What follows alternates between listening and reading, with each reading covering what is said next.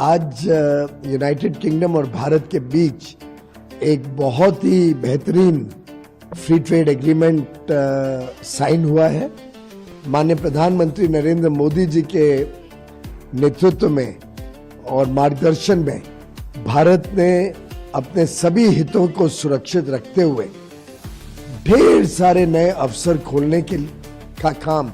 इस free trade agreement के माध्यम से किया है। जो भी सेक्टर्स भारत के लिए सेंसिटिव रहते हैं, हमारे फार्मर्स के लिए, हमारे एमएसएमईज के लिए, उदाहरण के लिए डेयरी है या राइस है, शुगर है, इन सब सेक्टर्स को खोला नहीं गया है, इन सबको सुरक्षित रखा गया है। और भारत के लिए जो आवश्यकताएं हैं जिसमें हमें यूके से सामान मिलने में भारत को लाभ होगा, उसमें विशेष फोकस किया गया। साथ ही साथ जिन सेक्टर्स में भारत कंपेटिटिव है, विशेषकर labour oriented sectors, textiles, footwear, leather, toys, furniture, pharmaceuticals, अन्य क्षेत्र जहां भारत की कंपेटिटिव या कंपैरेटिव एडवांटेज है, दूसरे देशों से स्पर्धा में हम ज़्यादा आगे हैं, उन सभी विषयों में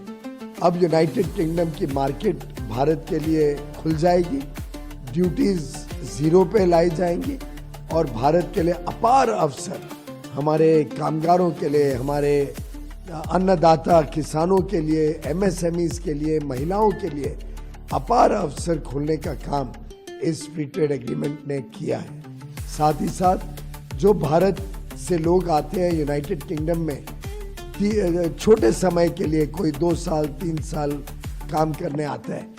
3 साल तक के लिए जो भी वो यहाँ पे सेवाएं देंगे, उसमें जो पहले लगभग 25% का नुकसान होता था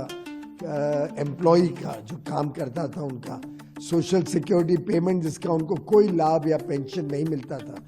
अब वो पैसा उन्हें भारत में अपने प्रोविडेंट फंड अकाउंट में डालने को मिलेगा,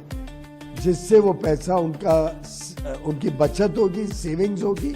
बुढ़ापे का सहारा बनेगी, पेंशन बनेगी